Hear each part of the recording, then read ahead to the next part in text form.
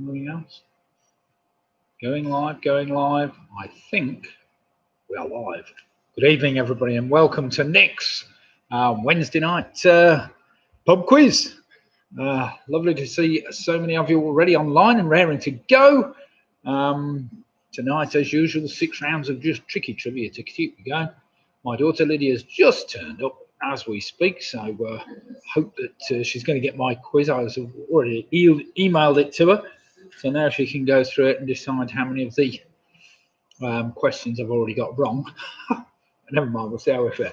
Anyway, how's things today? I say I'd have the day off. Wednesdays are normally my day of seeing the grandchildren, and it's certainly not been very easy today. What with the pouring down with rain, drizzle at lunchtime, but it's belting down outside at the moment, so what the hell. Nick's Festival of Buffering at the moment. Oh, Festival of Buffering. Right, you might like to log out again, Leslie, and back in again. So let's see who's logged in so far. We've got Martin Davis. Good evening, all. Vanessa's just joined us. Good evening, Vanessa. Hope all is well with you. Oh, you might be able to hear my wife in the background with her laptop,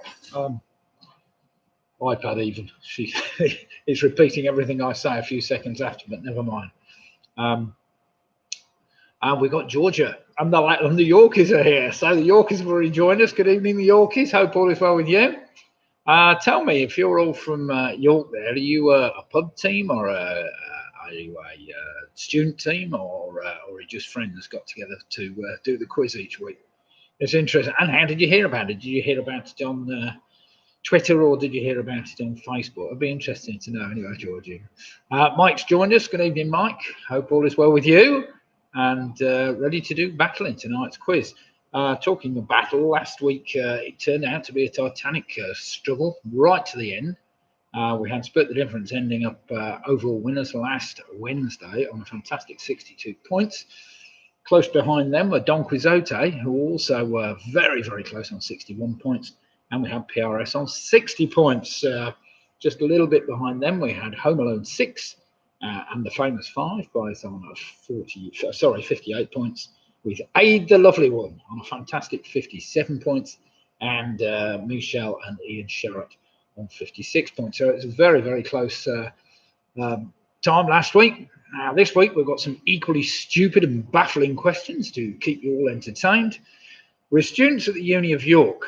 Going into our final year, we've stumbled across you in YouTube when we're looking for online quizzes. Excellent. That's what I like to see, Georgia. Well, I suppose, tell me, are you all locked down at the moment? We've been seeing some interesting scenes because we live in the Midlands. Obviously, we're near Coventry, and there's been some riotous behaviour going on at Coventry Student Union Bar, apparently, the other night. About 200 people, obviously taking no notice of what's going on. Which is giving the university a bad name. But hey, what the hell? It'll be interesting to know how you've liked York. I mean, we went to York a little earlier in the year, well, a few months ago, really, and we had a splendid time. We love York. It's a great city. Plenty, well, I say there was plenty going on, but when we went up there, some of our favourite pubs unfortunately were shut, so we couldn't get out quite so much as we did. Or was it? Well, yeah, it's been bad everywhere, but never mind. So it'd be interesting to know how badly you are affected up in York. Right then, I've been over last week's results. We split the difference. Don Quixote and PRS taking the first 3 placings, but there have been a few cases at the uni recently, says Georgia. We're staying well away from it. Not on lockdown. It's not too bad here, actually. The cases aren't as high as elsewhere. Well, rugby, which is where we're based, hasn't been too bad, but it's crept up from kind of 30 cases to about 200 cases in and around the area.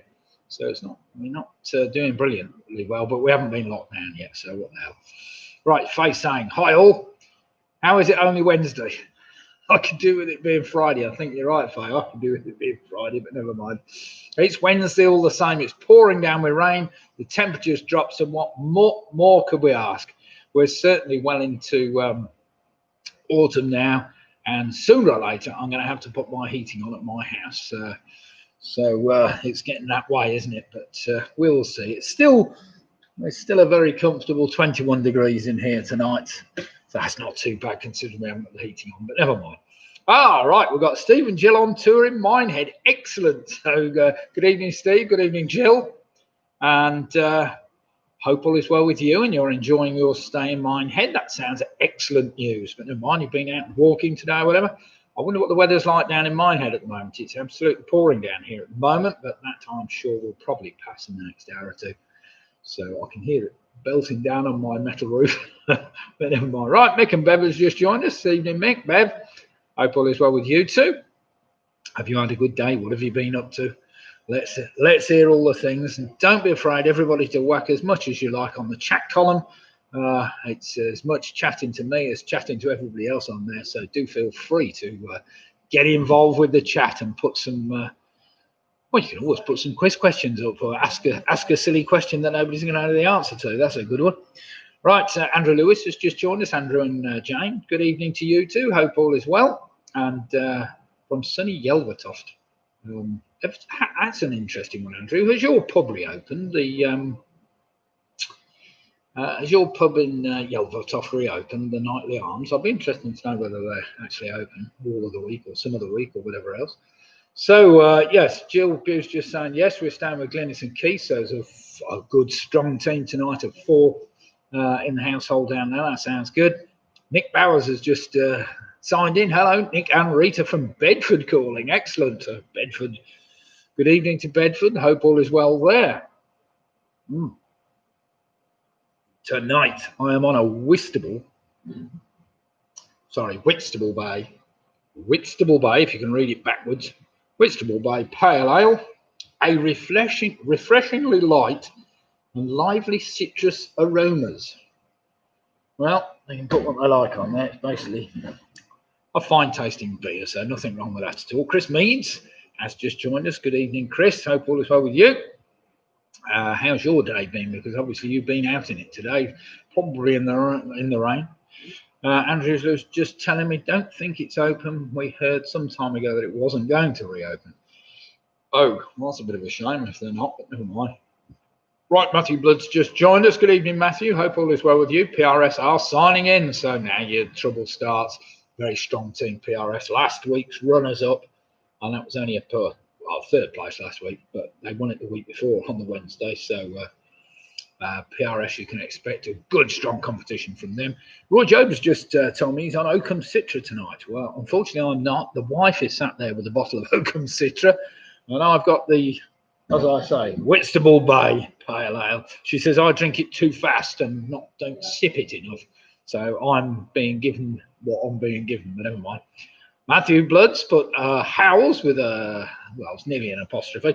I understand what you mean by that, Matthew. And obviously, although good yesterday, absolute rubbish today. Absolute rubbish. Power generation, as you can imagine, dropped off a cliff today. So no solar gain whatsoever, just about. But never mind.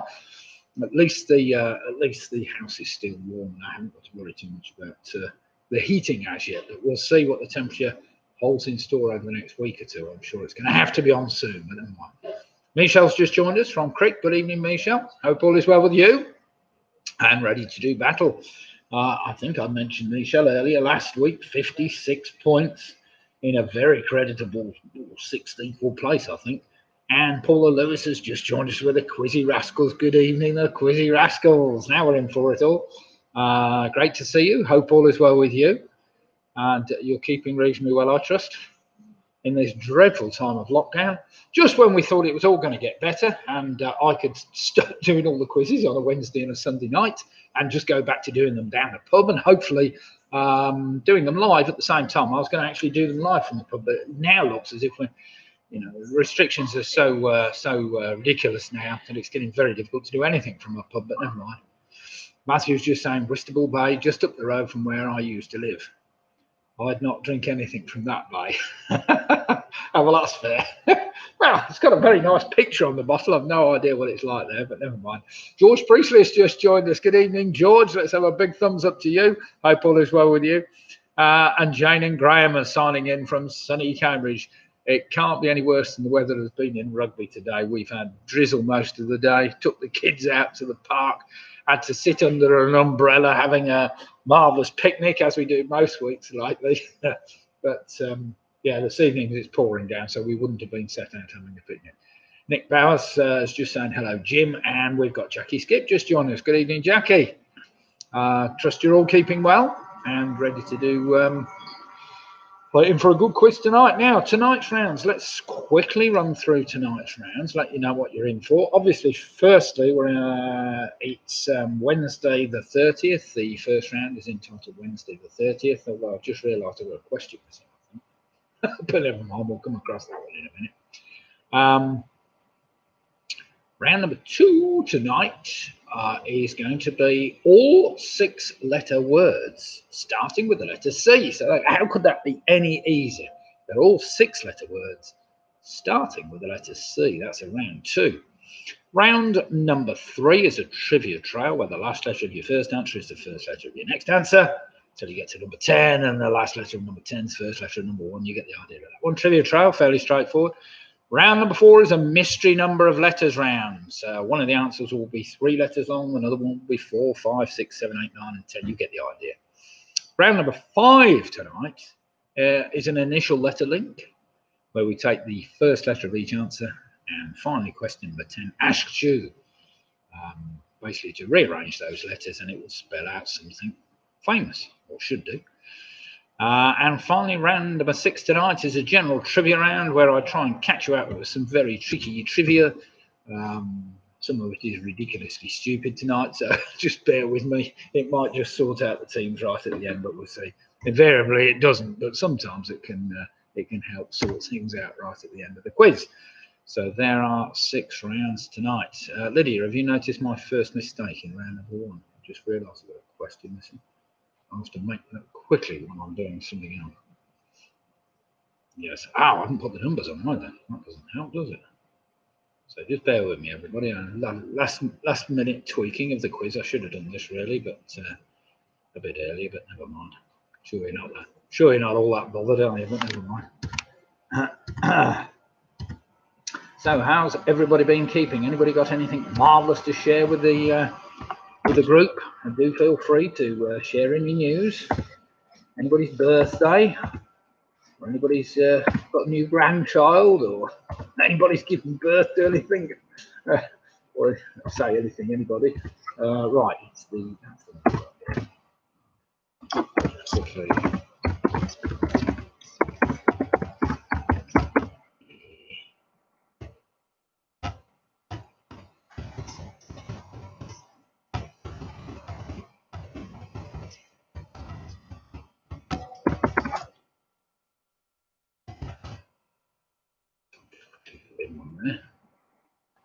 see how we say. Right, sorry about that. Oh, you'll see, it's pretty straightforward. It's going to be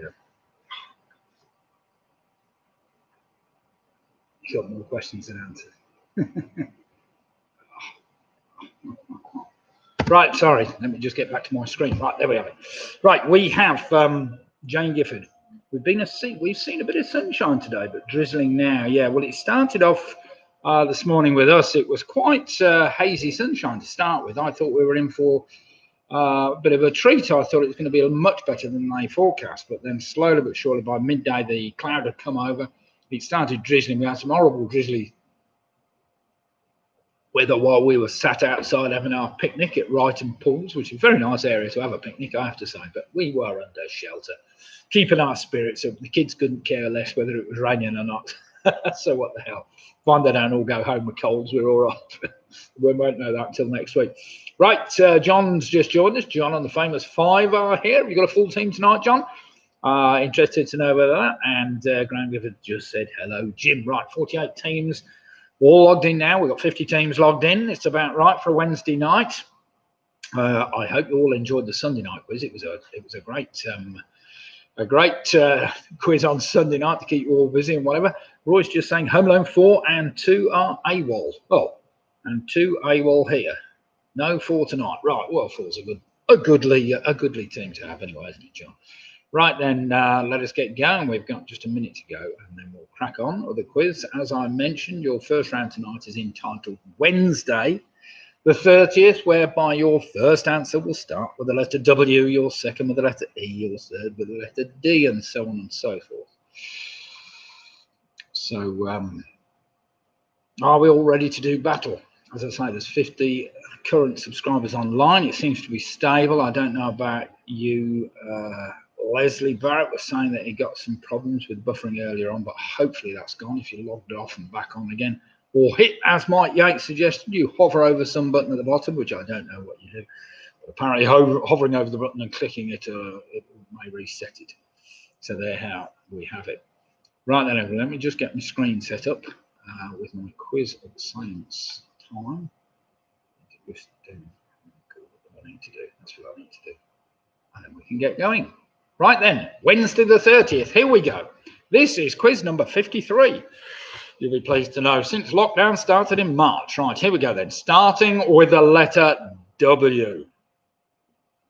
The mustelids are a family of carnivorous mammals, including badgers, otters, and ferrets, amongst others. But what does the Latin term mustela literally mean? It's the name of an animal, which makes it easy for you. So the mustelids are a family of carnivorous mammals, including badgers, otters, and ferrets, amongst others. But what does the Latin term mustela literally mean? It's the name of an animal, starting with a W, which makes it a bit easier for you.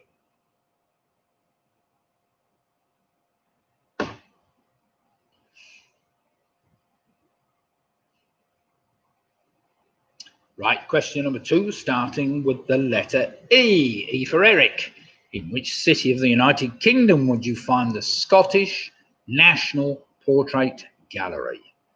So in which city of the United Kingdom would you find the Scottish National Portrait Gallery? Don't think too long about that one. Not too tricky.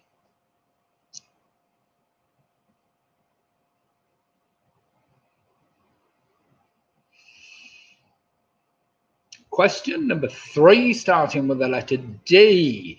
First introduced as an Islamic coinage in the late 7th century. What is the common unit of currency found in both Bahrain and Algeria, amongst others? So first introduced as an Islamic coinage in the late 7th century.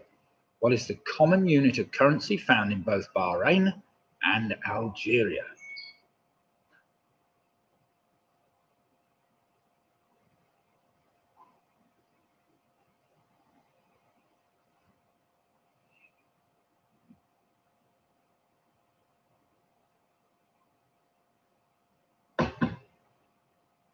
Question number 4, starting with the letter N, which really does help you a lot with this one.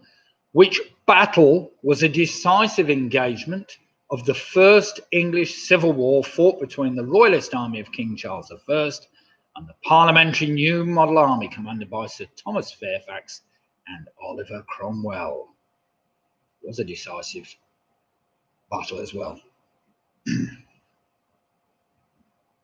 Put the Royalists right on the back foot, this one did. So question number 4, which battle was a decisive engagement of the First English Civil War fought between the Royalist army of King Charles I and the Parliamentary forces, the New Model Army commanded by Sir Thomas Fairfax and Oliver Cromwell? One word answer I'm after, which of course is the name of the place where the battle took place.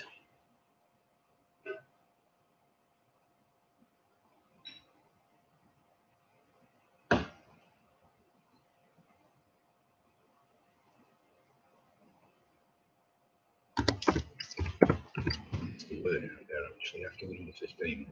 Put which.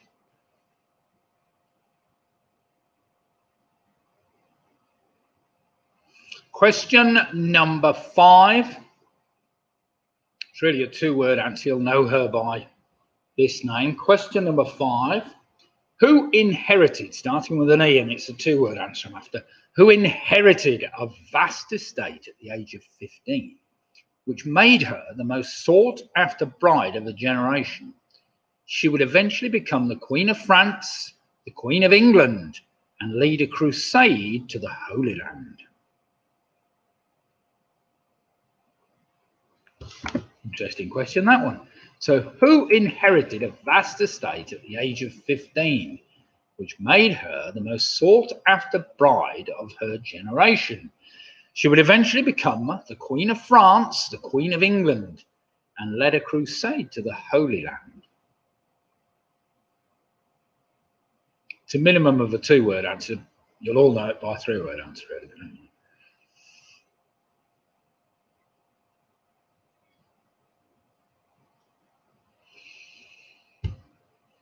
Right, question number 6.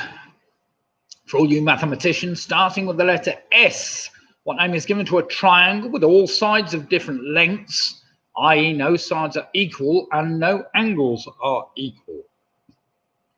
So what name is given to a triangle with all sides of different lengths, i.e. no sides are equal and no angles are equal?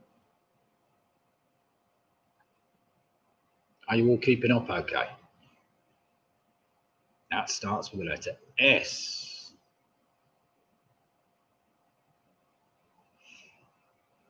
Question number 7. For you Devonians, I suppose. What was the surname? And this starts with the letter D, which makes it a bit easier. What was the surname of the famous British explorer who was born in Tavistock in Devon in 1540? I only need his surname. So what was the surname of the famous British explorer who was born in Tavistock in Devon in 1540? It's not supposed to be a history round, this, by the way, but never mind, it's turning out to be history in there.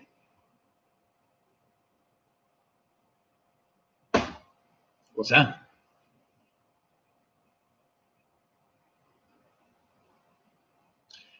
Question number 8, starting with the letter A.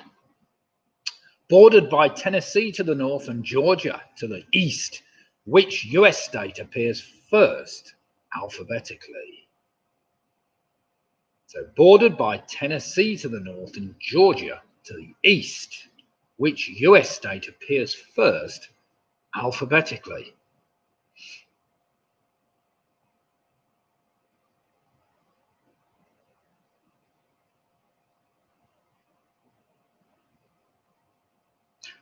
Question number 9, I'm sure you can have a stab at this one if you don't know it.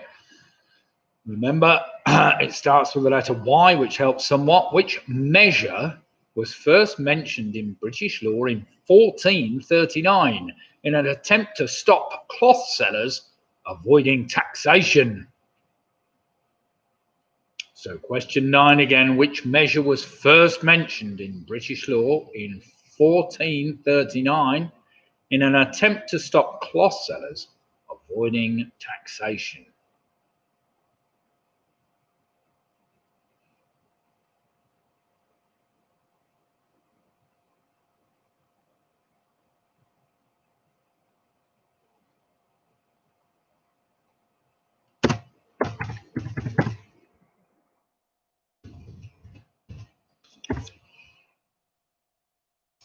Question number 10, this is an interesting question. We have all heard the expression, the bee's knees. But bees don't actually have knees. Instead, they have a number of joints. But how many joints in total does your average bee have? Isn't that a stupid question? Oh dear. That's leg joints, of course, we're talking about. So question 10 again, it starts with the number 3, which gives you some help. We have all heard the expression, the bee's knees, but bees don't actually have knees. Instead, they have a number of joints. But how many joints in total does your average bee have? So, God, it's a stupid question, isn't it? Sorry. Sorry about that one, everybody.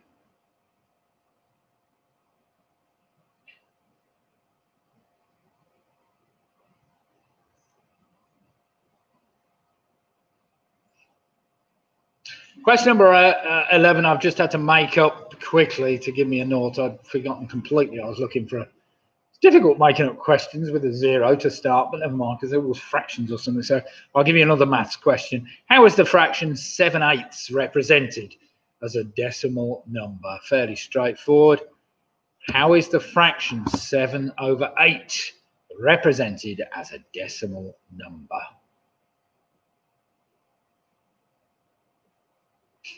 Doesn't matter in the head, so I hope the answer's right. Let's see.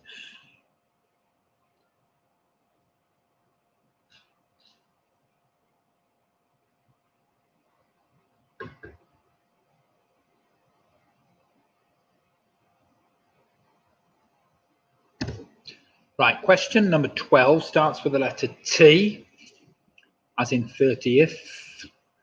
What is a device fitted to a vehicle that automatically records its speed and distance, together with the driver's activity selected from a choice of modes?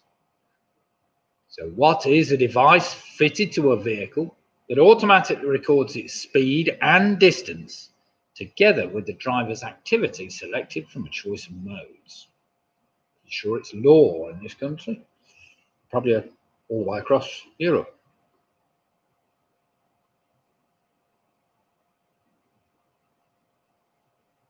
And finally, question number 13, starting with the letter H, unlucky for some, the son of the Titan Hyperion, who was the personification of the sun in Greek mythology.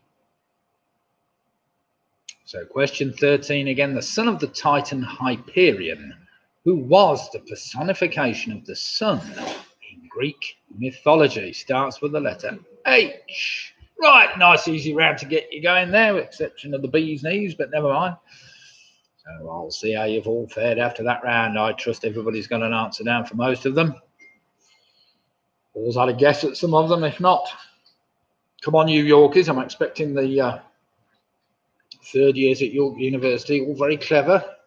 Nothing like expanding one's knowledge as we go. So here we go then. Are we ready to do some marking? I trust nobody needs it. You're all right, aren't you?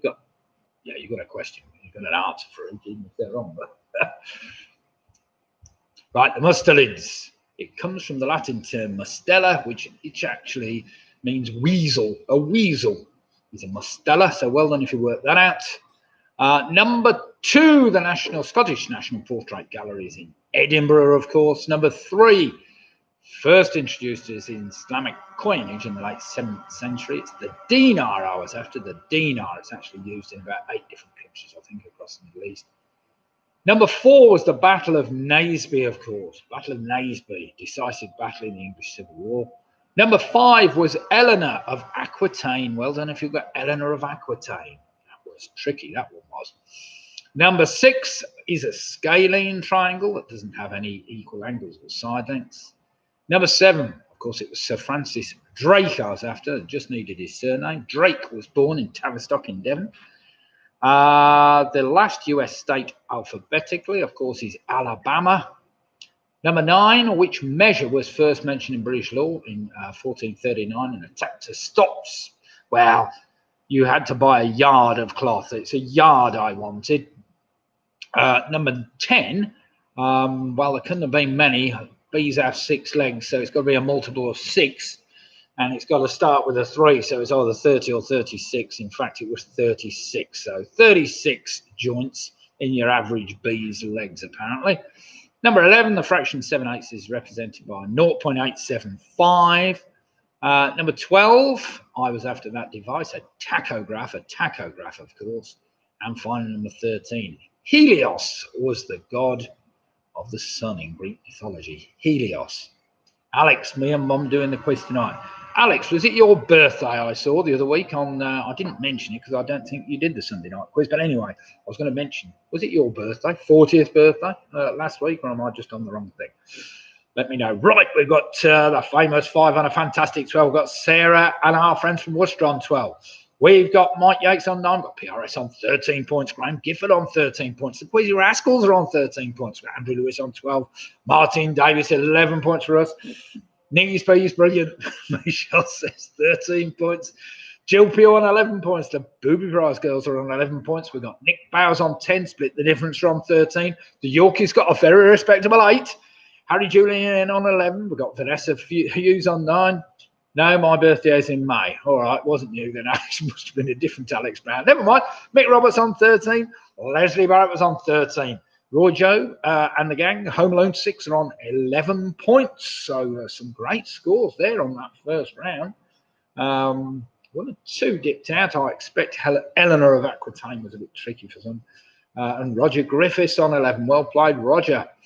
Right, any other scores to come in, or should we crack on straight on? Alex Brown's on 10. Well done, Alex.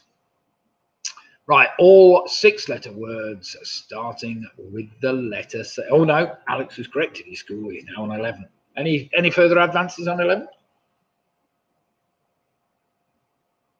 Right then. Do remember, all your answers start with the letter C, so don't try putting a different thing down. And my birthday's in May. Fine, all right. When we get round to May, if we're still here, do let me know, everybody, if there's anybody's birthday coming up, and then I'll announce it as we do the quizzes, you know. So just grass on all your friends if there's a birthday coming up. We can sing them happy birthday in my normal manner. Right then, question number 1, starting with the letter C and 6 letters in length. What is a small village in East Sussex? Its beach became the centre of attention 2 years ago after the death of 7 men in the space of 1 month. I'll put last year. No, it's not last year. It's about 3 years ago. Just going to quantify that one quickly.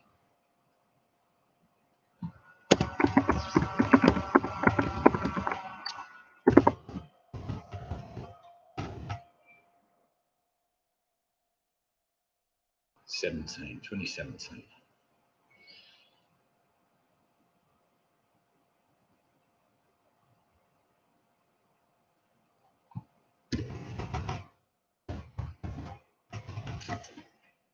Right, we'll start that one again.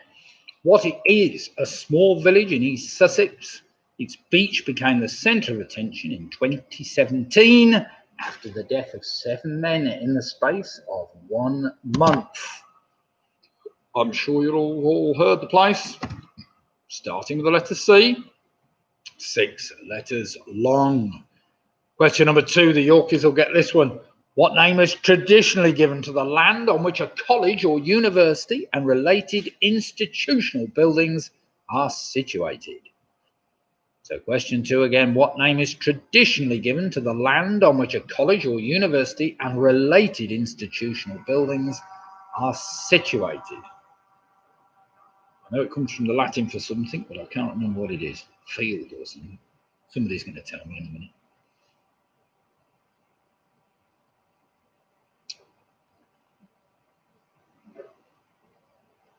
a minute. Good. 2 in a row. Excellent. Question number 3, also starting with the letter C, which helps somewhat. Fullerenes are molecules of varying sizes that take on the form of hollow spheres, ellipsoids, or tubes. But what element are they entirely composed of? Come on, you should be able to get that one as well. 6 letters long, starting with the letter C, can't be that tricky. Fullerenes are molecules of varying sizes that take on the form of hollow spheres, ellipsoids, or tubes. But what element are they entirely composed of?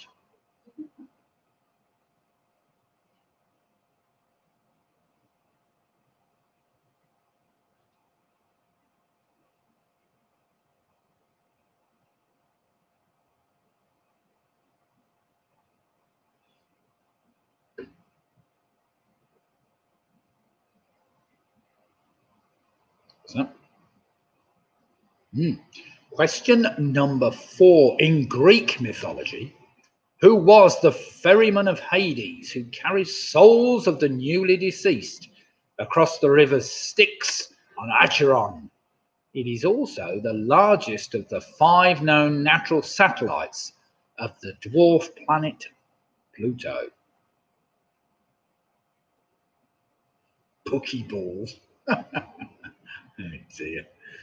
So question 4 again. In Greek mythology, who was the ferryman of Hades who carries souls of the newly deceased across the river Styx and Acheron?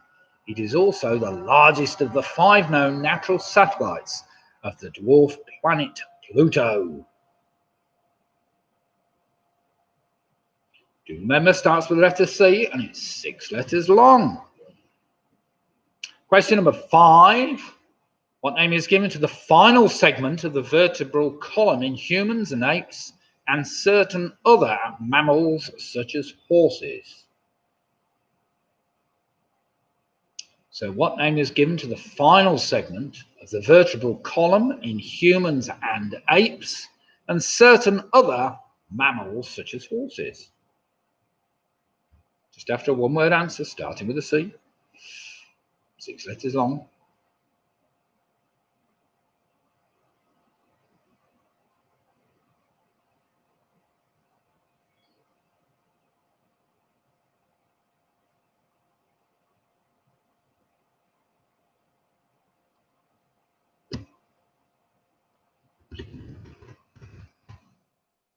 Question. Oh, no.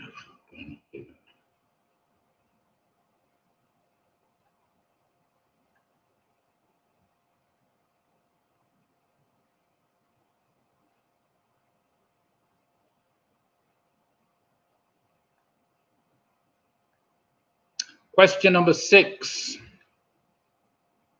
I'm still there, sorry. I've lost it. Bother. Sorry. Question number 6. What name is given to the trigonometric function that is equal to the ratio of the side adjacent to an acute angle in a right angle triangle to the hypotenuse? We've all heard of this one. So what name is given to the trigonometric function that is equal to the ratio of the side adjacent to an acute angle in a right angle triangle to the hypotenuse?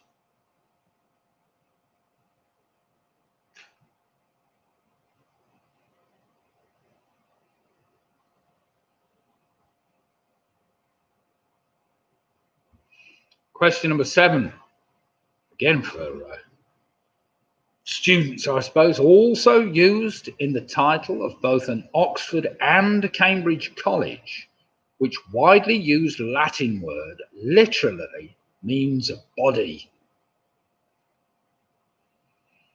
So question 7 again, also used in the title of both an Oxford and Cambridge college, which widely used Latin word literally means body.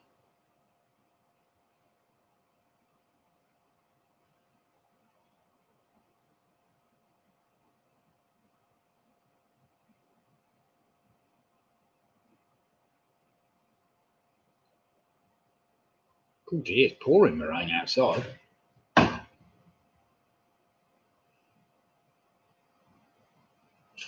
Did you get that, Andrew? I'm sure he did, surely. Question number 8, listen carefully. What was one of the most influential visual art styles of the early 20th century?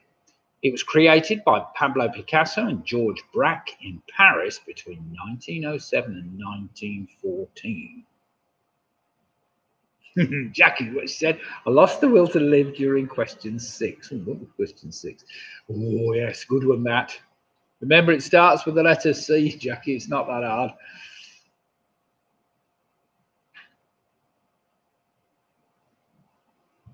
And they're only 6 letters long. Takes you way back, doesn't it, Jackie, to high school maths. Question number 9. Which island is the 3rd largest and 3rd most populous island in the Mediterranean? Good old Faye. So question 9 again. Which island is the 3rd largest and 3rd most populous island in the Mediterranean?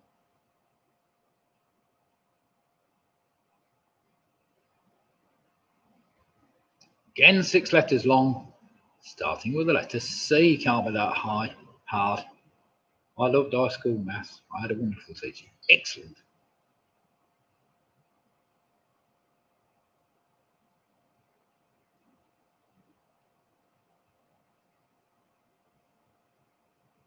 And finally, question number 10. George Eastman, a great pioneer and inventor, first offered what for sale in 1888 at the princely sum of £25? God knows what that would be worth today, but lots of money. So George Eastman, a great pioneer inventor, first offered what for sale in 1888 at the princely price of $25. Anybody can work what that is in today's money? I expect you're looking at thousands of pounds. I don't know.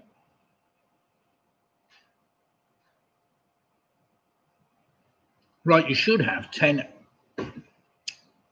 words down at least, all starting with the letter C and all 6 letters long. Whether they're right answers or not, I don't know, but we'll soon find out. So without further ado, I think we'll go back to number 1 because it wasn't too tricky. We didn't have to work any of those really out, did we? So we started off that small village in East Sussex. That was a tricky one. Its beach became the centre of attention in 2017 after the death of 7 men in the space of a month. That was the village of Camber, as in Camber Sands. Well done if you got that. Camber. Number 2, of course, was a campus, a land which a university or its institutional buildings are situated on. Number 3, fullerenes are molecules of carbon. Number 4, it was Charon, of course. The Charon, who was the ferryman of the Hades. Well done if you got that. Number 5 is the coccyx, the base of the spine. Number 6, of course, that trigonometric function I was after is cosine. Well done if you got that. Number 7 is corpus, as in the Latin for body. Number 8, that early visual art style is called cubism. Number 9, the 3rd largest and 3rd most populous island in the Mediterranean is Cyprus. And finally, number 10, of course, George Eastman was famous as a pioneer in camera technology. So it was a camera that he tried selling at $25 for his first camera. So God knows how much that is worth. I suppose even today, an expensive Nikon's still going to cost you £1,000 more, isn't it? So, well, not necessarily. Right, Martin Davis on a fan, Martin and Stevens on a very respectable 20 points. We've got Nick Bowers on 18. Paula Lewis and the Quizzy Rascals on 23. George Lambert, 16 for the Yorkies. Sarah and our friends from Worcester on 21. We've got Mike Yates on 18. Graham Gifford, 23 points. Jill Pugh, 20 points. Andrew Lewis on 21. Mark Roberts is on 22. The famous 5 are on 21. Home Loan 6 are on 20. We've got Michelle Gummins on 22. PRS on 23 points. Some great scores here, I have to say. We've got Leslie Barrett on 22. Harry is absent. Julian Ian are on 21. Is Harry still in? He was out east somewhere. Eastbourne? No, he was somewhere out that way. Looking after his dad, wasn't he? Bowie Prize, Faye got 10. Fantastic. Alex Brown on 18. Roger Griffiths on 20. Split the difference on 22. Vanessa Hughes now on 15 points. So it's all looking close at the top there. So we've got a couple of teams still on the lead in 23 points for PRS.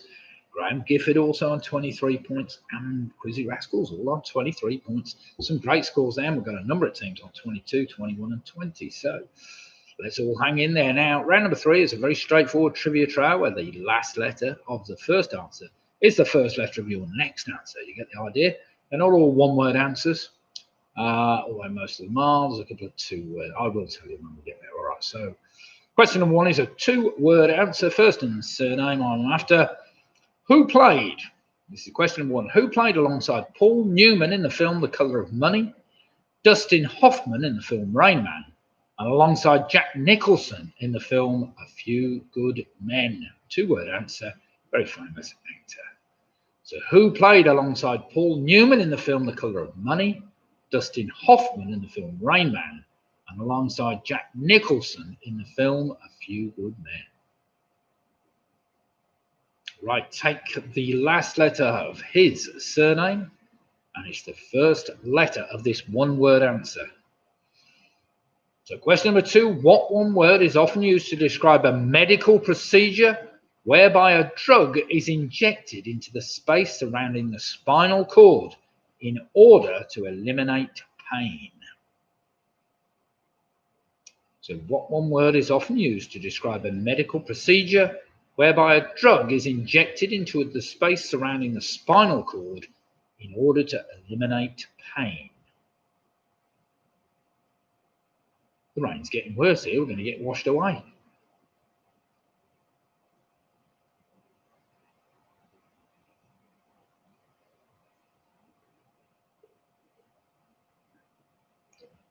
Question number 3. If you were to combine the symbols for the elements lanthanum and osmium in no particular order, what country might you find which is traversed by the Mekong River?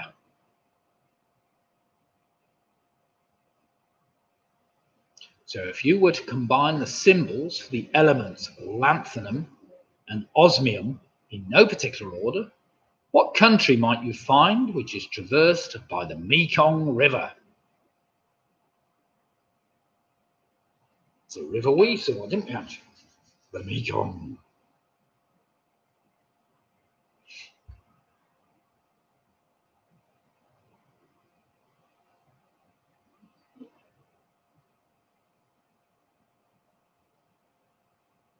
That's a little song.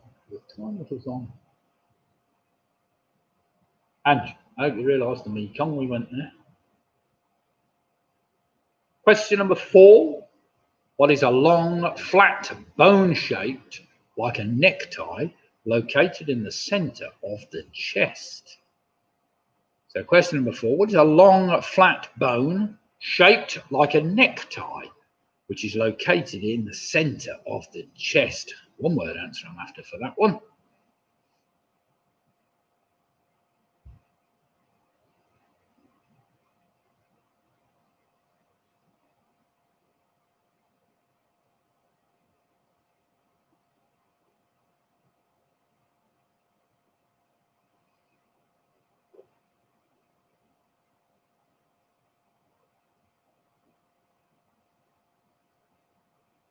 Right, take the last letter of that flat bone, shaped like a necktie. It's the first letter of this 2-word answer. What is a British organisation which was formed in 1905? Applicants must qualify for membership either through a performance exam or by a written thesis, after which they will be designated an MMC. So question 5 again. What is a British organisation which was formed in 1905? Applicants must qualify for membership either through a performance exam or by a written thesis, after which they will be designated an MMC. It's a 2-word answer I'm after.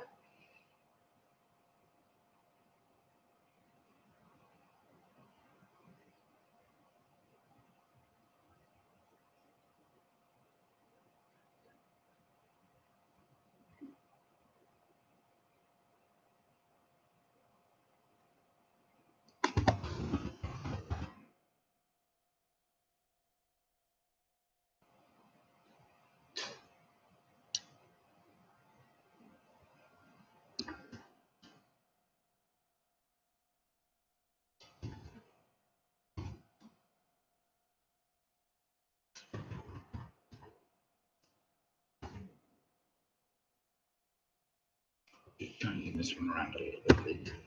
Listen to what I say. Sorry. Question number 6 is a 1-word answer. The Paschal full moon refers to the ecclesiastical full moon of the northern spring and is used to determine the date of which Christian festival? That's a 1-word answer. So called the Paschal full moon, it refers to the ecclesiastical full moon of the northern spring and is used to determine the date of which Christian festival? Sorry about that, Liz. You can leave it as is.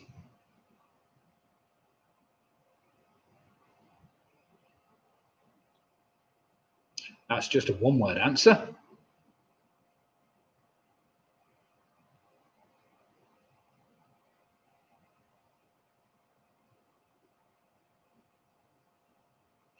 See, God. Question number 7. This is a 2-word answer. Widely known for his songs The Wind Beneath My Wings and Durham Town, who is a Kenyan-born singer, songwriter and musician. He's best known for his baritone singing voice and trademark whistling.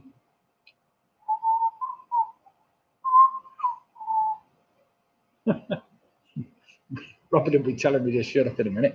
So, widely known for his songs, The Wind Beneath My Wings and Durham Town, who is a Kenyan-born singer-songwriter and musician. He's best known for his baritone singing voice and trademark whistling.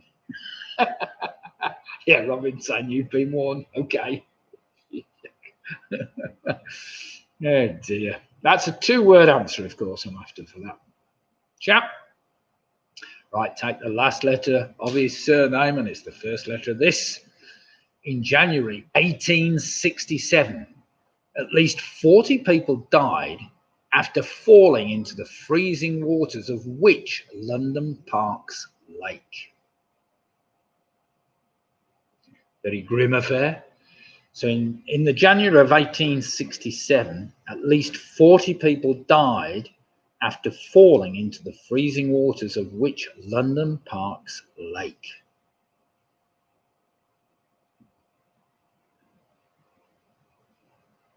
I like the way they say at least 40 people. Always implies there's a few more they could never count on.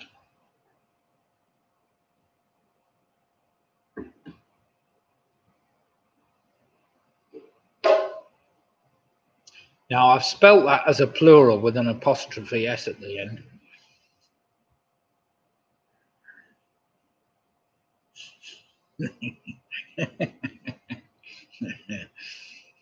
So I've told you what the next one isn't. These aren't very cheery questions. Wait until we get to round 6. We've got some cheery ones there. Question number 9. The star signs of Virgo and Libra are both associated with which month of the year? Sure, we had that last week, didn't we, somewhere, but never mind. Sure we did. And I've given you that. It starts with an S because I put an apostrophe after the park, which was probably a mistake to make, but never mind. So the star signs of Virgo and Libra are both associated with which month of the year? It's a one-word answer, of course. And, of course, you get that month. It leads you on to this one. Take the last letter of that month. What name is given to an even-toed ungulate mammal, such as cattle, sheep, deer, or a giraffe, that regurgitate and chew the cud? One word connects them. So what name is given to an even-toed ungulate mammal, such as cattle, sheep, deer, or giraffes, that regurgitate and chew the cud? Look on the bright side, he hasn't mentioned that planet yet. Oh dear. You can leave Uranus out tonight. I couldn't come up with anything tonight. I'll leave it for another week. Now, of course, the name given to that type of animal, which is one word, it takes you all the way back to number one, that famous actor, of course. So I hope you've all done well with that lot. Hilary said these aren't very cheery questions. Sorry, Hilary. We'll make them more cheery as I can. It's a bit tricky making cheery questions. Well, it's not actually, but it is. It's not easy making cheery ones up. Oh dear. Okay then, everybody, let's put our pens down, do some marking. Here we go. Who played alongside Paul Newman in the film The Colour of Money? Dustin Hoffman, Rayman, and of course alongside Jack Nicholson in A Few Good Men. That was Tom Cruise. Tom Cruise, of course. That gave you the E for that injection in your back. It's called an epidural. That gave you the L for Laos, which is that country right next to Vietnam. Laos. Well, you might say otherwise. Of course, that derived from LA and OS for osmium. That gave you the S for that chest bone known as the sternum. That in turn gave you the M. Now, that was interesting. The British organisation that was formed in 1905, of course, was the Magic Circle. The Magic Circle. You get designated the MMC, a member of the Magic Circle, apparently, if you passed the test. That gave you the E, of course, for the Easter moon. That in turn gave you the R for that man that used to sing Old Durham Town, I want to go to, in that very deep voice, was Roger. What was that? Oh, I want to leave Old Durham Town. Something like that. That was Roger Whittaker. That gave you the R for Regent's Park. I shouldn't have put the S on the end of that, but never mind. Regent's Park. That in turn gave you the S for September, which in turn gave you the R for a ruminant. A ruminant, of course, a mammal that regurgitates and chews its cud. And of course, that took you all the way back to number one, Tom Cruise. So well done if you got that. They weren't as hard as you thought, even if they weren't very cheery, but never mind. So we're going to come up with more cheery questions for next week. We have Sarah on 30 points. Well done, Sarah, and the gang. Mike Yates on 27. Andrew Lewis is on 31. Robin Miller, if you must sing, get the fucking lyrics. I mean, get the lyrics right. Yes, okay, Robin. I was warned by my wife that I got them wrong. So Jill Pugh on 29. We've got Michelle Gibbons on 32. The Yorkies now on 24. We've got the Famous Five on 31. PRS and our very outstanding 33 points. Mick Roberts on 31 points. Nick Bowers on 28. We've got the Booby Prize Girls on 30. Martin Davis misunderstood the last question. Oh, never mind. Sorry, Martin. Alex Brown's on 27. Leslie Barrett says, damn, on 30. Graham Gifford, 32. Drop one, split the difference on 32. Vanessa Hughes on 22. I thought this was a family quiz. He. Roy Joe, Home Alone 6 are on 30 points as well. Roger Griffiths is on 28 points. Well played. Yes, I do make sure. Harry in absentia and Julian Ian are on a fantastic 31 points. Well done.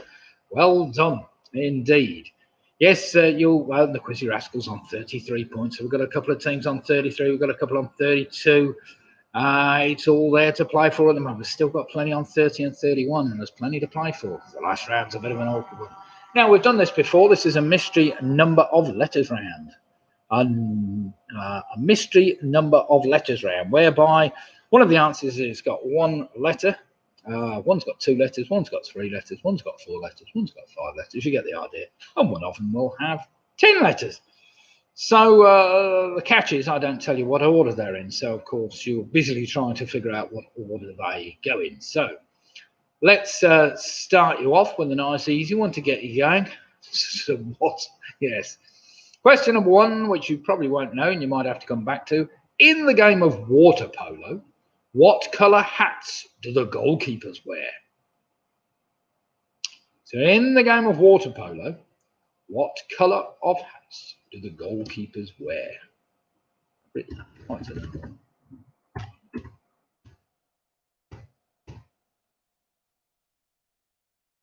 Didn't know that. You can leave it for a second.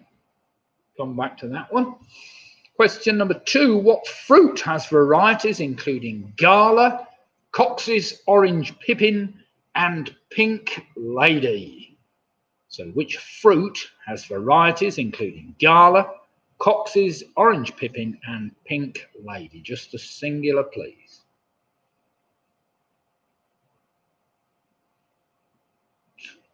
And just when you thought they couldn't get any easier, it's just for you, Roy. Get this one. What one-letter answer? And that's giving that one away as well. Might be a hot drink or a golfing aid. So question three again. What one-letter answer might be a hot drink or a golfing aid?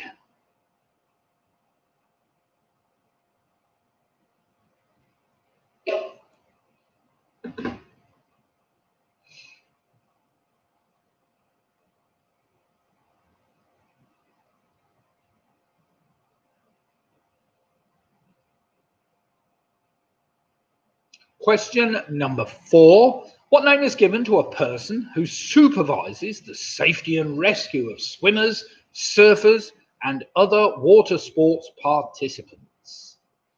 So what name is given to a person who supervises the safety and rescue of swimmers, surfers, and other water sports participants?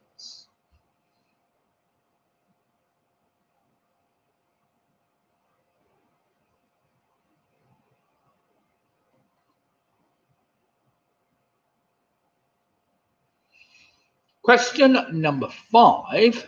With which piece in the game of chess is the term en passant associated?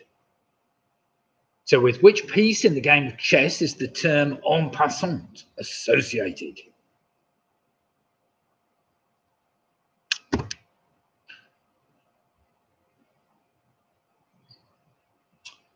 Right, I got through my first beer and we're into round 4, so I'm drinking very slowly tonight, just to keep the wife happy, make sure I'm not drinking too fast. Not that I ever do.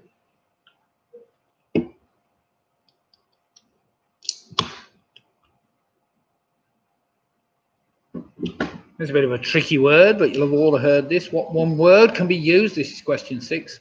What one word can be used to describe the art of converting a coded message into normal text, or to discover the meaning of something written badly or in a difficult or hidden way? Just a one-word answer I'm after. Singular. So what one word can be used to describe the art of converting a coded message into normal text, or to discover the meaning of something written badly or in a difficult or hidden way?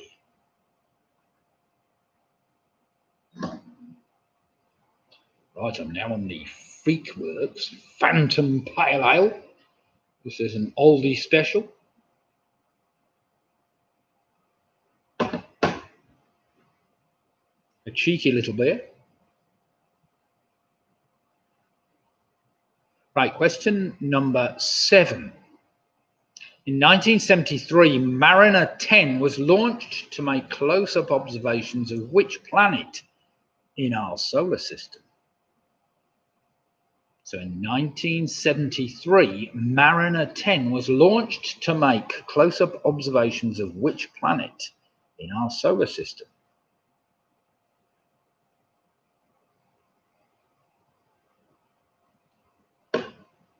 My imagination, or is the rain slowing down a bit?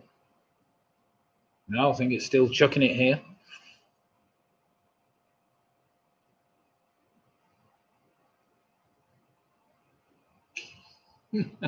Well, it's a funny one for you anyway. Question number 8. Remember, you're looking for, you might have to work this one out later, depending on how many letters you've got left. The act of expelling gas from the digestive system is commonly known as passing wind. What is another name for this rather embarrassing bodily function? Not that it's embarrassing to me, but there you go. It is to some people. Depends whether depends who you're with, I suppose. Might be embarrassing if you're with the mother-in-law, I suppose, but never mind. So the act of expelling gas from the digestive system is commonly known as passing wind, which is another name for this rather embarrassing bodily function.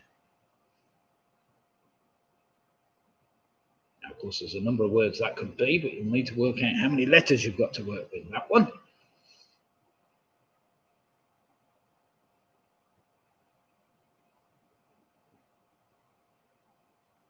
Question number 9, another interesting little fact. Currently, with a value 6 times the price of gold, what is the 2-letter chemical symbol of the most precious metal found in catalytic converters, which is why so many of them seem to disappear these days? So question 9 again. Currently, with a value 6 times the price of gold, what is the 2-letter chemical symbol of the most precious metal found in catalytic converters, which is why so many of them seem to disappear?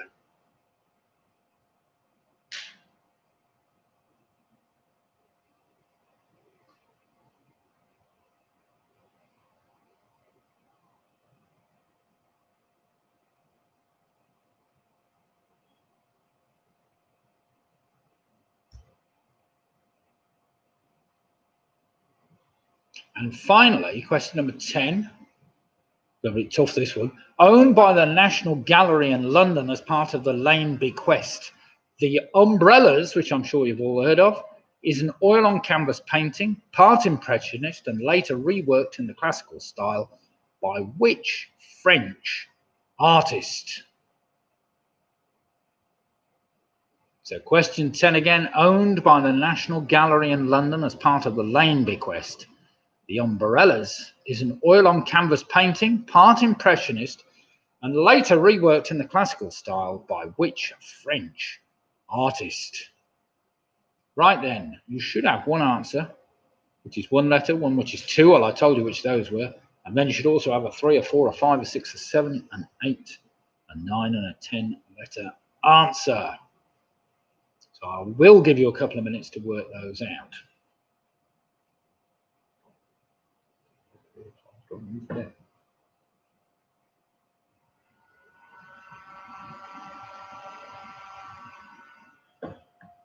You don't want to get me the spat, do you? Kill the fly. Keep some more out there, John. Let us bear. You see them over there. Only a little bit. Again.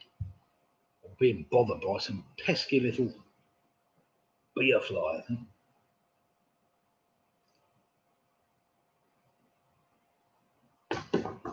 I'll get the damn thing.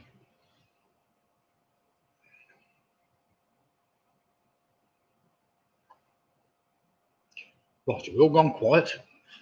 Or is everybody completely baffled by those questions? I hope not. We want you all to stay in touch till we get to the last round.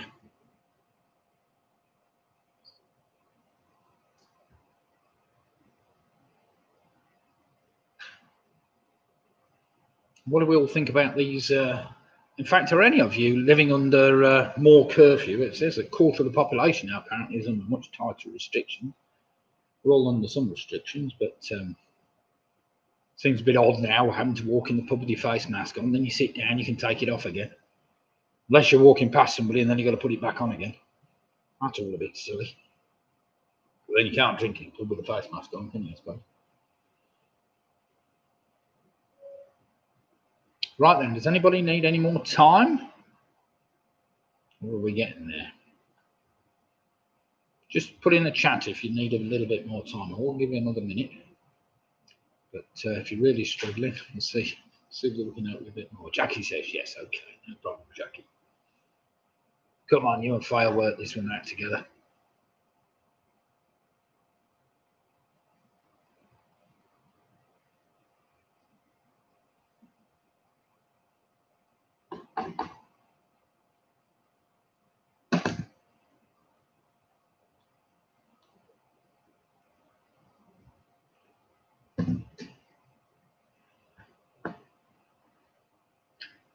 Got something, not sure what.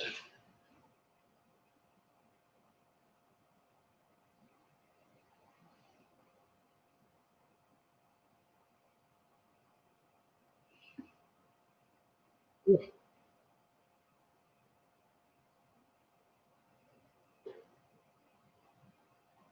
Okay, then everybody, that was a bit of a tough round here and there, but never mind.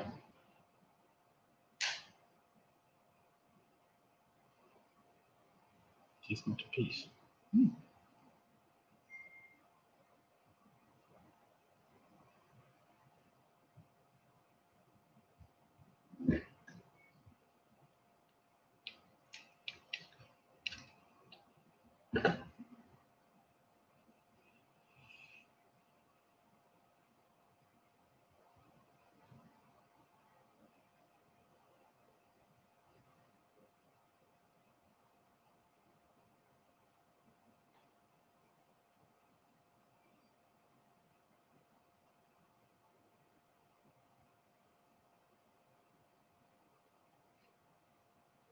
Yes, it's a type of piece, sorry. It's got a name. The piece has got a name. Not any old piece.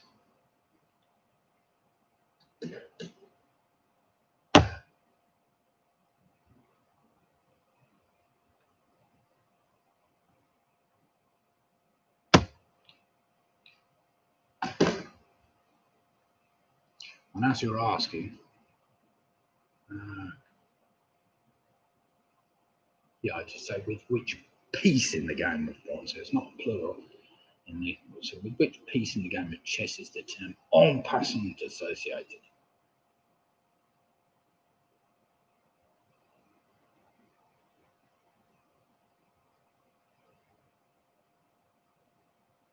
Okay then, everybody. We'll have plenty of time, so here we go. Here are your answers for the mystery number of letters round. So starting you off in the game of water polo, what colour hats do goalkeepers wear? They wear red hats. Red. So that's your 3-letter answer. Number 2, what fruit has varieties Gala, Cox's orange pippin? Well, we all know that was the apple. That's your 5-letter answer. I said a 1-letter word. That was tea, of course, the golfing aid and a hot drink. Number 4, name given to the person who supervises the safety and rescue of swimmers is a lifeguard. That's your 9-letter answer. The piece in the game of chess that I was after is the pawn, which is your 4-letter answer. Number 6, one word used to describe the art of converting a code. That's to decipher. Decipher. Well done if you work that out. That's an 8-letter word. Number 7, Mariner 10 was launched for close-up observations of the planet Mercury. That's your 7-letter answer. Number 8, your 10-letter answer. Of course, the passing of wind can also be known as flatulence. Flatulence. Number 9, the most expensive of all metals currently, non-radioactive metals, that is rhodium. Rhodium, which is RH, the 2-letter symbol for rhodium. Finally, number 10, it was Renoir. Renoir that painted the umbrellas on oil on canvas. So well done if you got that. That was your 6-letter answer. Now, that was a tough round. There's no getting away from that one. So I hope some of you have fared quite well. They weren't all that desperate. Some of them were quite easy. It does help, of course, if you get them in the right order. But well done if you got those. Right, let's have some scores in. See how you fared after that dreadfully tricky round. But never mind. We've got Georgia Lambert on 31 for the Yorkies. Well played, the Yorkies. We've got Andrews on 38. Sarah's on 38. Nick Roberts is on 38. Michelle Gibbons is on 38. We've got the famous 5. Moved on to 40. Well played, the famous 5. We've got Mike Yates on 34. PRS are now on 42. Martin Davis is on 38. Graham Kivett's on 39. We've got the Booper Rice Girls on 37. Nick Bowers is on 37. Jill Pugh's on 36. Quizzy Rascals and Paul Lewis on 42. We've got Home Alone 6 on 38 points. We've got Leslie Barrett on 39 points. So there's some great scores in there. Alex Brown's on 33. We've got Roger Griffiths on 34 and split the difference on 41 points. So it's all there or thereabouts. So we've got a number of teams. What have we got? We've got 2 teams, I think, on 42. That's the Quizzy Rascals and PRS. On 41, we have split difference. On 40, we've got the Fans 5, and we've got a number of you on 39 and 38 points. So well done, everybody. Right then, round number 5 is another one you need to think about. It's called an initial letter link. An initial letter link. Take the first letter of each of your answers. When we get to question number 10, I will ask a question which connects them all back to the start. Now, this isn't quite as tricky as the last round, I hope. So here we go. Question number 1. First produced in 1769 and now owned by Diageo, what is the world's best-selling brand of gin? It's a one-word answer I'm after. So first produced in 1769 and now owned by Diageo, what is the world's best-selling brand of gin?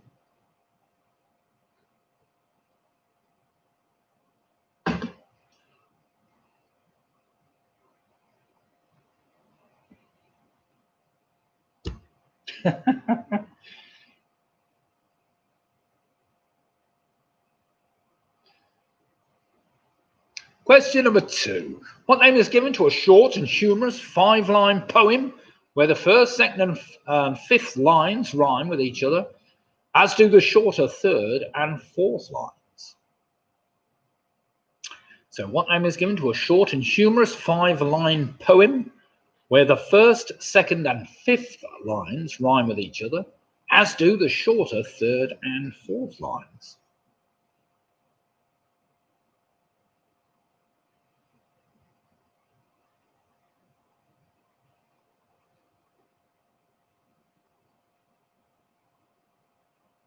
Question number 3, you might not know straight away, but you can eliminate a few. So question number 3, referred to by its council as England's greenest, which city has an estimated 2 million trees and a population of around 550,000, giving it the highest tree-to-person ratio of any in Europe, apparently? Whether that's still true, I don't know. So referred to by its council as England's greenest, which city has an estimated 2 million trees and a population of around 550,000, giving it the highest tree-to-person ratio of any in Europe? Just a one-word answer I'm after for that city.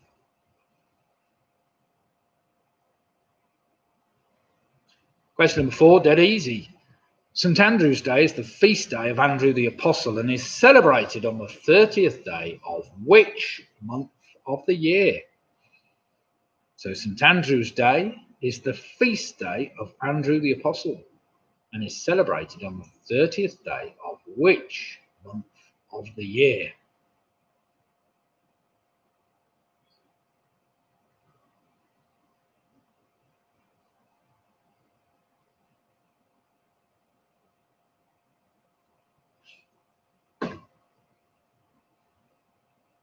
Right, question number 5. Also the name of a Titan from Greek mythology. What name is given to a collection of maps? Pretty straightforward, that one, I'm sure. So also the name of a Titan from Greek mythology. What name is given to a collection of maps?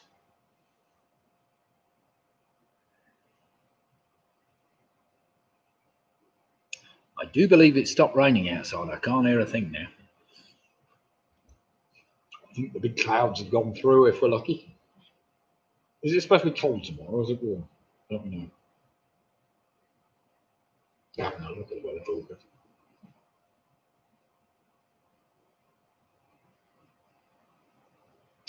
Question number 6. Which well-known company was founded by Adolf Dassler, a German cobbler, inventor, and entrepreneur? So which well-known company was founded by Adolf Dassler, a German cobbler, inventor, and entrepreneur?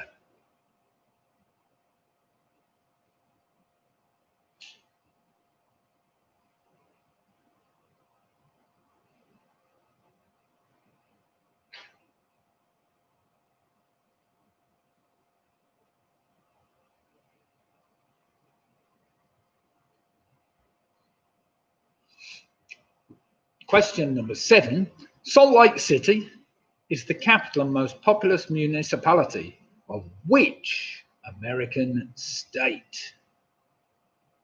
So question 7 again. Salt Lake City is the capital and most populous municipality of which American state?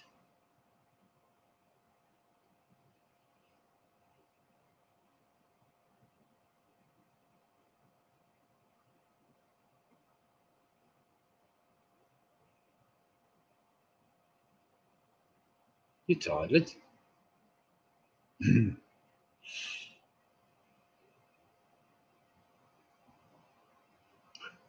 Question number 8.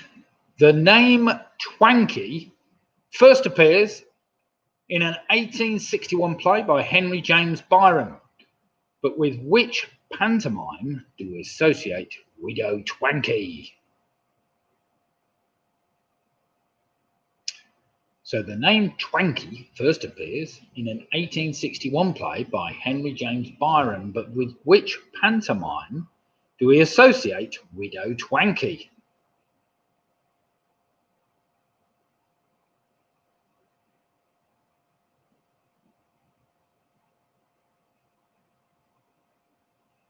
Question number 9. With around 10,000 now found on British roads, the first what appeared in the town of Letchworth in Hertfordshire in 1909? So with around 10,000 now found on British roads, the first what appeared in the town of Letchworth in Hertfordshire in 1909. And finally, which will help you out, the first letters of the first 9 answers can be rearranged to spell the full name of which famous person? 2-word answer I'm after. So the first letters of the first 9 answers can be rearranged to spell the full name of which famous person? What's wrong? Don't bother. Great.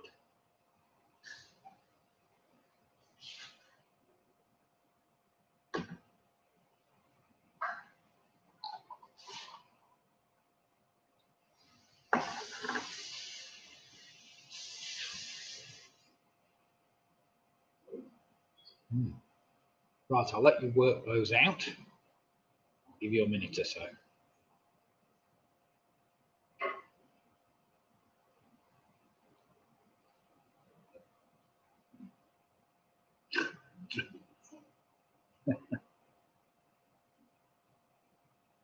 Right, come on, everybody, work hard. There's a few here moaning and groaning a bit. Graham's saying down the pan on the last round, 39. So let's see if he can pull it back, Graham. A good 10 points. You never know. So Graham and Jane pull it back round. As the booby prize girls on 37. Come on, Jackie and Faye.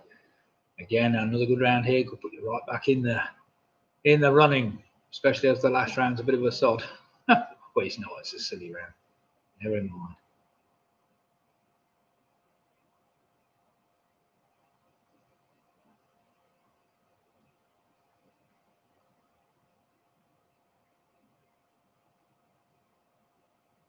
Right, how's everybody doing? Do we need any more time? Has everybody got answers for everything?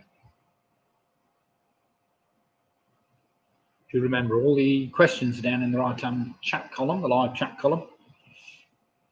You should be able to see somehow or other.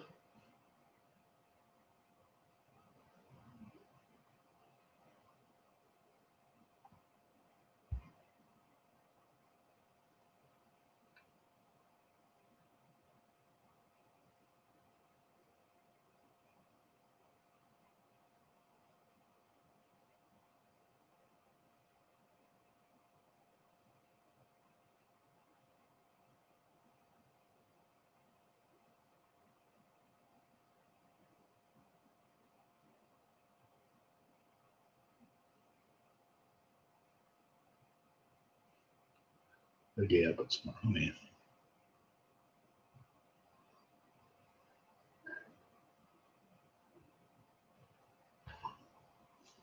I think I've got something wrong with the answer. I'm going to just have a check.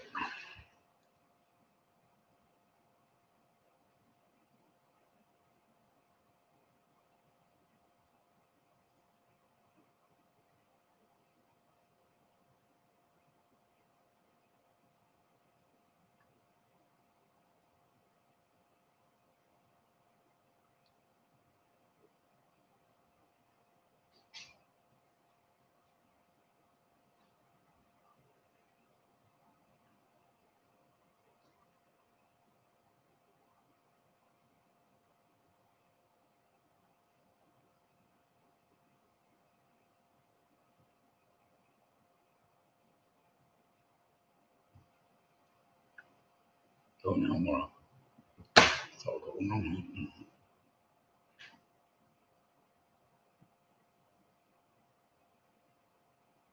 Leslie says I'm stuck.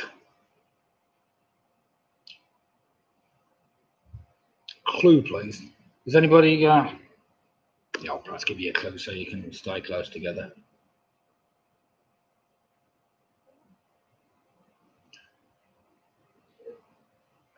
Most of us watch this series every year. I put this famous person. He was a very famous entrepreneur.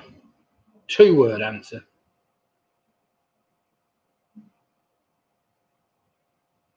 The guy you're after was a very famous entrepreneur. Sorry, Robin, if I'm giving everybody a clue there. And it's not Donald Trump. It should have been.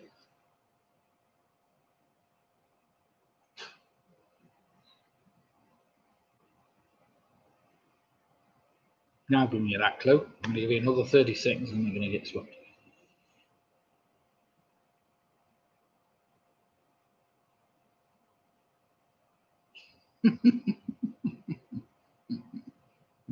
Steve Jobs, that's closer. All right, Jill, no more clues. No more clues.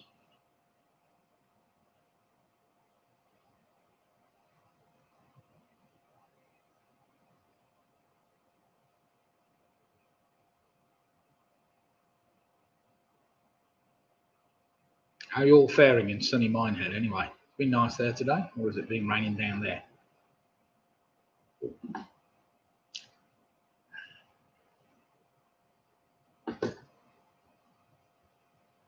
Right then, let's go through these answers. Dear God. Right then, are we ready then? Here we go. The initial letter link. We started off the famous brand. Ours after was Gordon's, as in Gordon's Gin. Number 2, of course, we're after a limerick.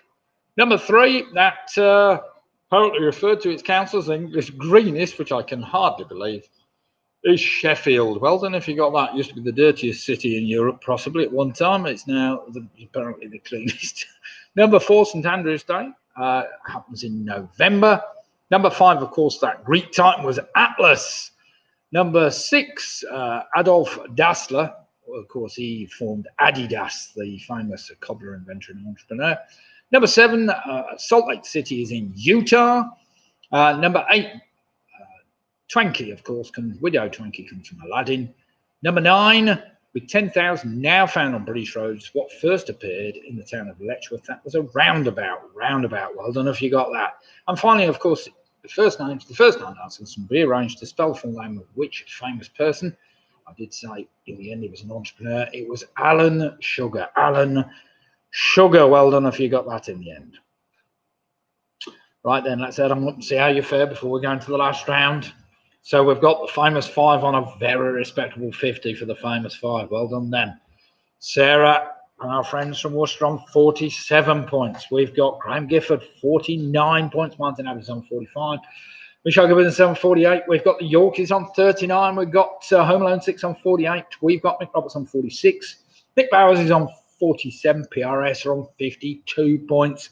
Mike Yates is on 47. We've got Andrew Lewis on 47.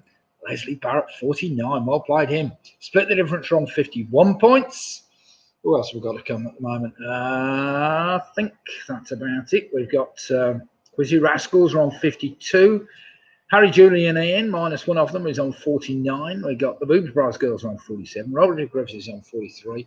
So some great scores coming in here at the moment. So I think 52 is joint top score at the moment with 51. A couple of 50s. And a couple of corrections coming in. We've also got a number of 49s, 48s, and some very close 47s. And stick in there because the last round you might find is going to catch a few people out with 1 or 2 silly answers. Play fairly, don't look them up, and don't give yourself any extra points going into the last round. Let's see how we fare. Right then, eyes down and look in, everybody. You've all got a chance. Who won by?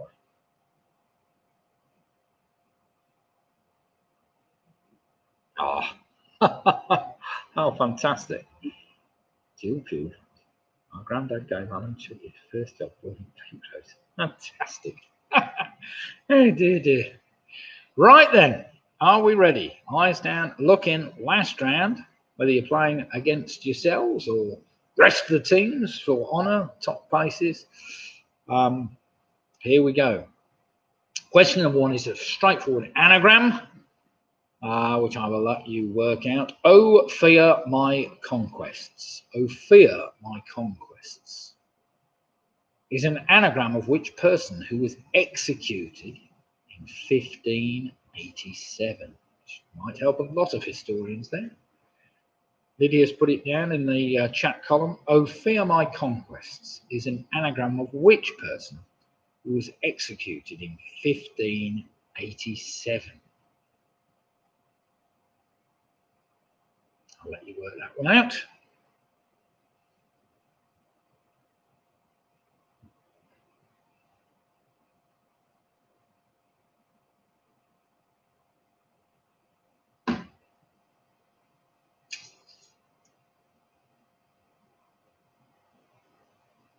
Come on, Carol, you'll work that one out. Don't you like it? Whoa, what's strange? She got it straight away. There you go. Come on.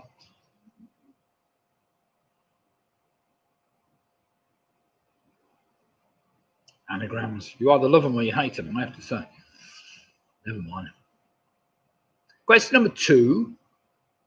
I'll give you a bit of time to work that one out at the end. Big Ben has now fallen silent for major structural repairs. Well, you get the odd bong out of it when they need to say something, but never mind. But during how many monarchs' reigns has the bell been rung? need to know when the bell was first rung and how many monarchs we've had since that have heard the bell ringing during their reigns. Obviously, Queen Elizabeth II is one of them. Just need to know how many monarchs even, has the bell been rung, or during the reign of how many monarchs has the bell been rung. You get the idea.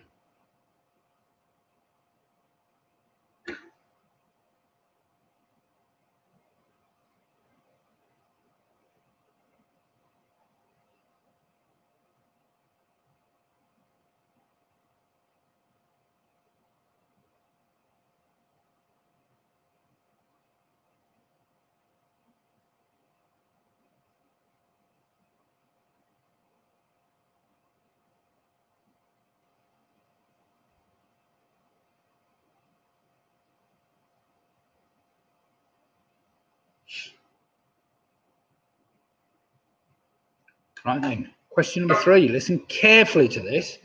Jane Austen, Joseph Turner, and Alan Turing appear on the new 10, 20, and £50 notes, respectively.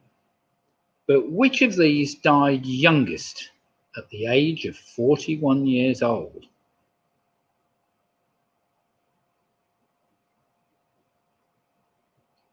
So question 3 again. Jane Austen, Joseph Turner, and Alan Turing appeared on the new £10, £20, and £50 notes, respectively. But which of these died youngest at the age of 41 years and so many days?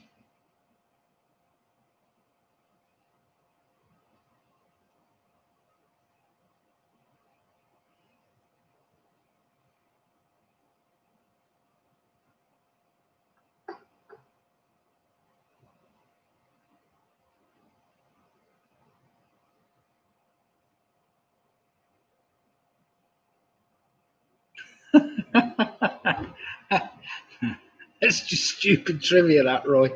It's just a stupid question, really, isn't it? Never mind, you've got as good a chance as anybody else of getting that one right. Question number 4, listen carefully. The Bradley method is a method of doing what?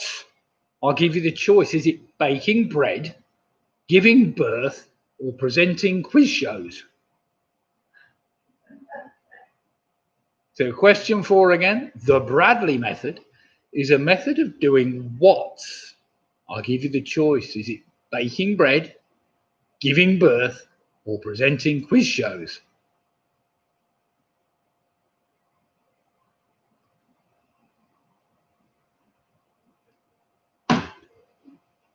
Very well known, surely.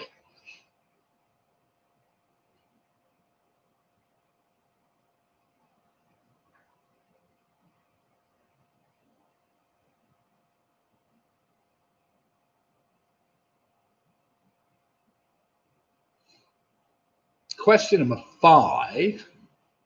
What connects a British surgeon born in 1883, an old British engine manufacturer, and the name of a fictional character in the Red Dwarf series?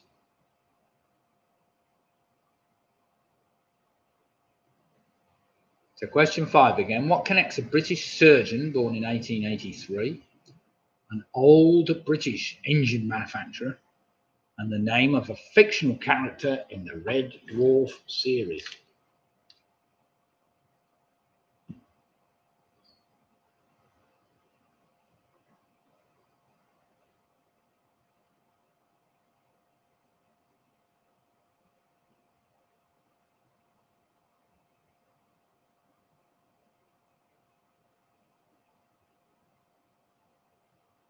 Bradley.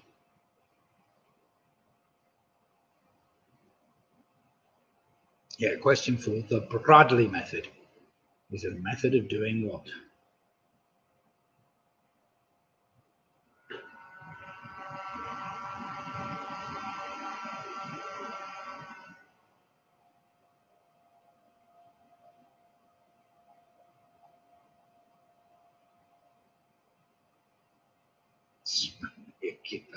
Question number 6. Listen carefully. Which of these is said to be an imagined hobby of left-wing environmentalists or hippie people. As per Wikipedia and the OED, this is. I'll give you the choice. Is it growing your own kaftan, knitting your own yogurt, or breeding your own llamas?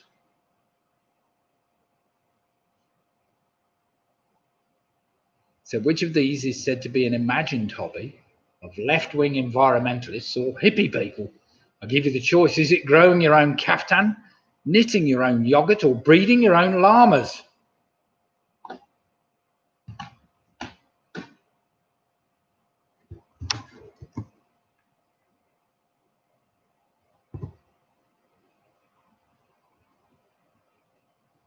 Question number 7 will bring you back down to earth a bit more. Pretty straightforward. By what name is the bone that constitutes the kneecap more commonly known? So by what name is the bone that constitutes the kneecap more commonly known? I do all three. Nice one, Leslie.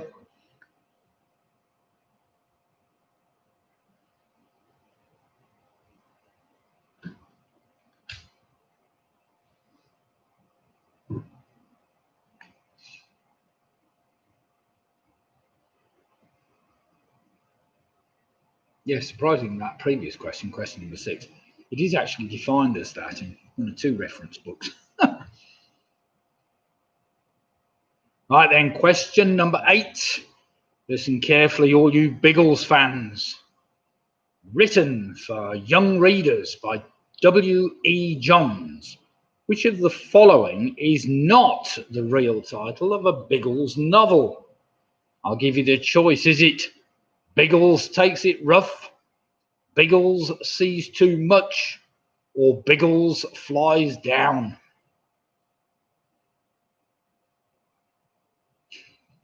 So, written for young readers by W.E. Johns, which of the following is not the real title of a Biggles novel?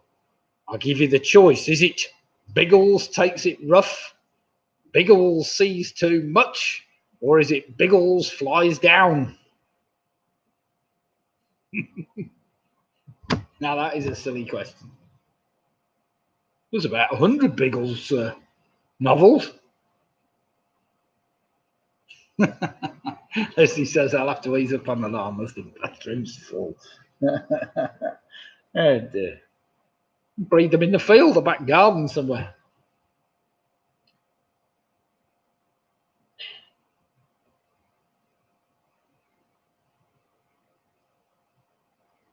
Question number 9. You know I couldn't get away without having a Monopoly question.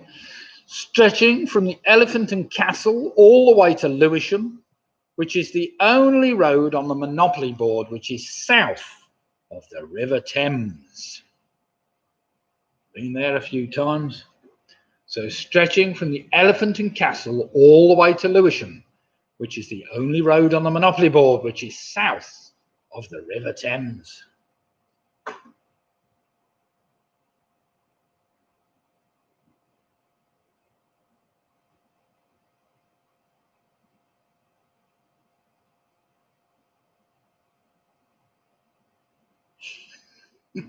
I can grab my own yogurt when I forget it's in the fridge.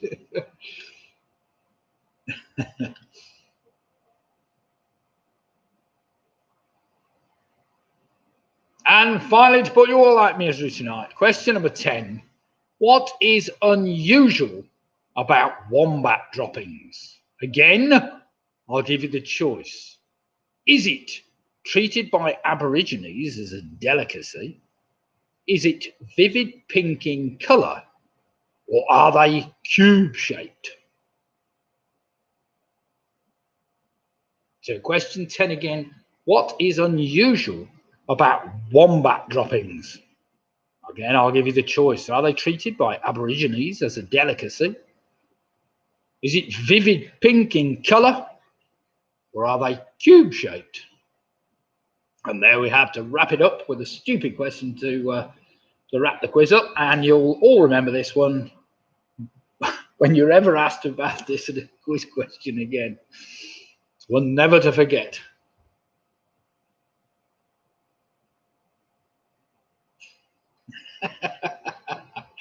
Pickles, buggers, bug. Nice one, Martin. So I hope you've got that one right then. The Biggles question, I'll have to see. Some very tricky ones there. Two of those were real, could you believe? They all seem made up to me. But never mind. Right then, have you had a good question? Have you had a good guess at all of those? And Carol, have you worked out the anagram at the front yet? Because if you got past the anagram, we're all right.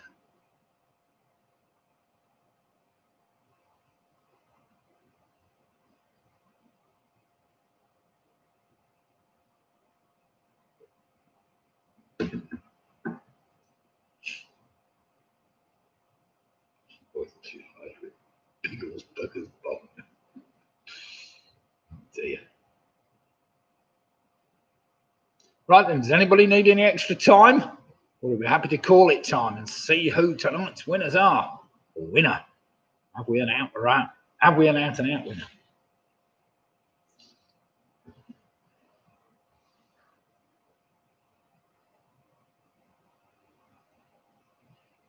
Okay then, everybody, let's put you out of your misery then, eh?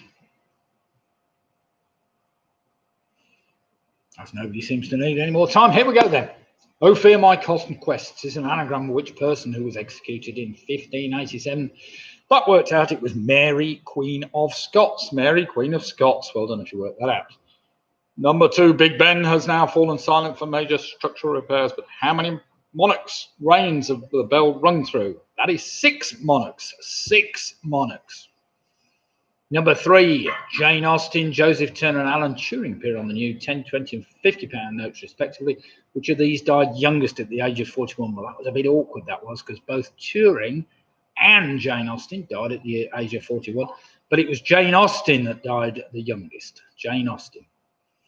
Number 4, the Bradley method is a method of giving birth. It was apparently Dr. Bradley. It's nothing to do with presenting quiz shows. Number 5, what connects the British surgeon, an old British engine manufacturer, and a fictional character in Red Dwarf? That's Lister. Lister engines. Lister, didn't he do the antiseptic, I think? Mr. Lister, didn't he? Number 6, apparently, is knitting your own yogurt. Knitting your own yogurt, apparently, is the imagined hobby of left-wing environmentalists, of which I know 1 or 2. Number 7, of course, is your patella. Number 8, the Biggles book. Now then, which of the following is not the real title of the Biggles novel? I gave you the choice. Was it Biggles Takes It Rough, Biggles Sees Too Much, or Biggles Flies Down? It was Biggles Flies Down.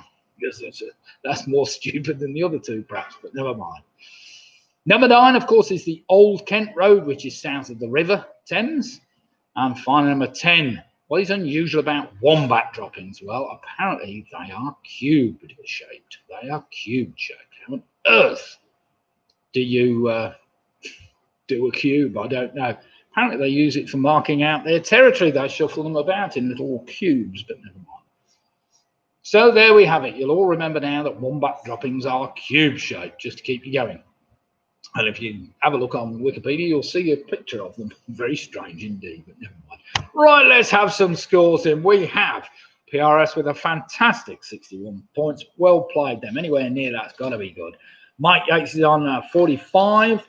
We've got Sarah and our friends from Worcester on 54. Andrew Lewis is on 53. Graham Gifford, what a sterling effort, on 58. Well played, Graham. George Lambert, 43 for the Yorkers, our best score yet. Well, they are. You see, we're getting better. Alex Brown on 49. Nick Bowers is on 52. Michelle, very good score, 56. As is Leslie Barrett with a 58. That's another great score. Jill Pugh with 53. The famous 5 end up on 57. Got Mick Roberts on 53. We got Harry Julian in on 57. Booby Prize Girls, 53. Never got over 50 before. Well, it must be too easy then, clearly. We got the Quizzy Rascals, also on 61 points. Well played them. Jane Gifford, sorry, Jane, and Jane, yes, it wasn't just Graham. Graham and Jane, well played. Split the difference on 59 points. Well played them. Roger Griffiths is on 50 points.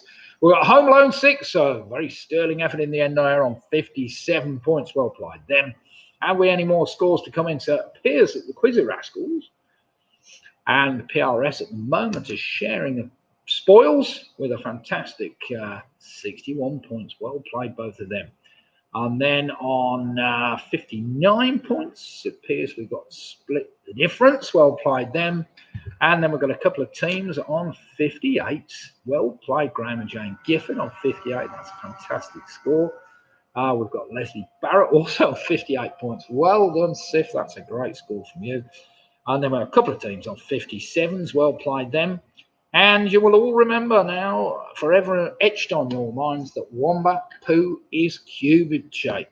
God knows how they do it, but apparently it does come out cube shaped in the end. Perhaps they shape it after it comes out. I don't know. Seems a bit strange to me, but there you go.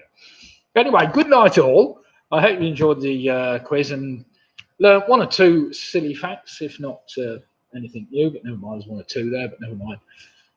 There we go. You see, George, there's always one there for a future quiz question. Will be about wombat poo. Just make sure that you remember what it was in the first place. And do remember, if you're around, Sunday night tends to be the more popular of the two quizzes, where we're up against about 70 odd teams. But it was a good turnout tonight. We have 52 concurrent people online doing the quiz, so I was very pleased with that. And from good night from me and good night from Lydia. Should we say good night, Lydia? Good night, everybody. Have a great week and weekend. And by the time we get through the weekend, you'll be able to come and enjoy Sunday night's quiz. We will start again for 8:15 with some more silly questions to keep you going. I'll try and make it a bit more fun for you, Hillary. Yes, the civet animal poo coffee. That's a good one. Yes, there's the mighty civet, isn't it, that eats it, comes out the other end, and apparently it tastes better. Ooh, isn't it horrible? Right, never mind. So we will see you all Sunday. Anybody who's there, and good night all, and stay safe, especially in these awkward times. So have great fun, and we'll see you at the weekend. Good night all. Cheers, and stay safe.